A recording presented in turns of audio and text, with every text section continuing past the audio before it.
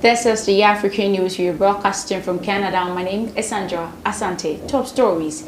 Ethiopia urges UN to respect AU-led talks on dam. Zuma could be free on parole in 4 months. South Sudan celebrate 10 years of independence, but few rejoice. Details of these stories coming up after the break.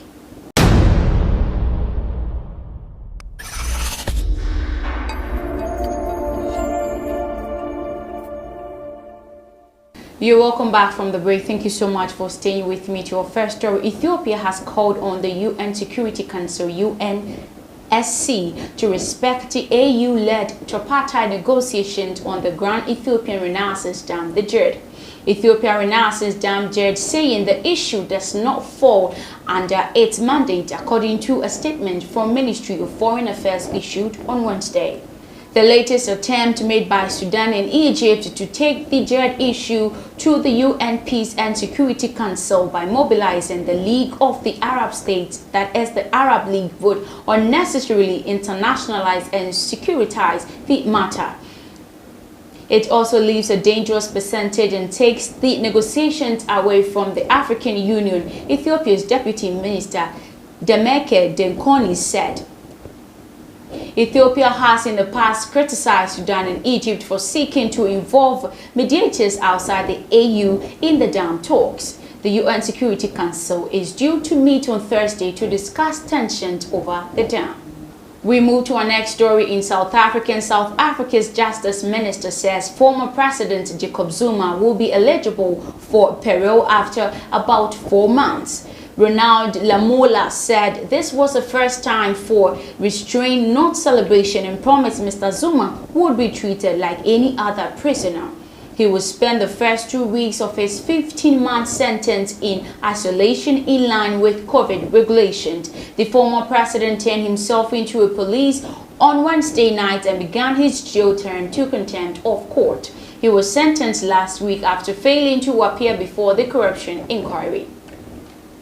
Mr. Zuma denies there was widespread corruption and has not cooperated with the legal process against him. To our next story in Sudan, Friday marks 10 years since South Sudan gained independence to become the world's youngest nation, yet few citizens are rejoicing. Over the past 10 years, the oil-rich country has been mired in fighting that killed nearly 400,000 people and ingrained corruption and a deteriorating humanitarian crisis, while the fragile peace deal hangs by a thread.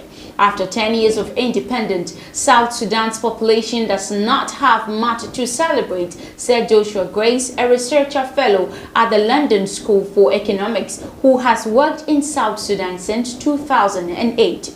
Those hopeful expectations of life in the new state have only delivered for South Sudan's elite, which has entrenched itself atop the rest of the country, he added.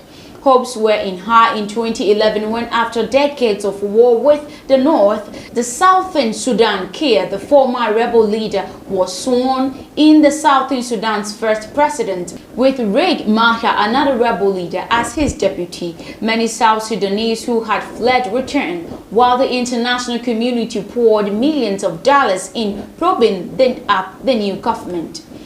There were jubilation, celebration, tears of joy, wails of happiness, recall Phillips Anyan Ingung, a local human rights lawyer who was at the independence festivities but is distraught at what has happened since. We raised the flag, but what do we have to show today, 10 years later, he said, continuing suffering. South Sudan experts say stark warning signs that deep-seated issues were not being addressed were visible earlier on. When South Sudan gained independence, it received great international support, but the odds were already against it, said Inya Gwab Tuport, the researcher with Human Rights Watch. The state inherited a legacy of war and underdevelopment from Sudan. The new government was also comprised of former political foes and militias who did not have united vision for the country. The process of integrating both political and security-wise was fraught. State institutions and system of accountability were already weak. Our final story is in Kenya, and Kenya has received 182,000 AstraZeneca vaccines to boost its vaccination program. The doses were donated by the French government through the Global COVAX scheme. The Kenyan government is very grateful to the government of France for this generous donation, which will support our national COVID-19 vaccine.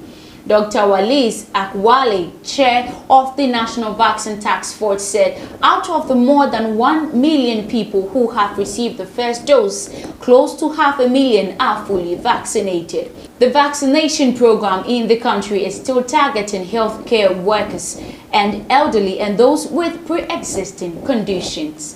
Thank you so much for watching today's African News. My name is Sandra Asante. You should have a great day.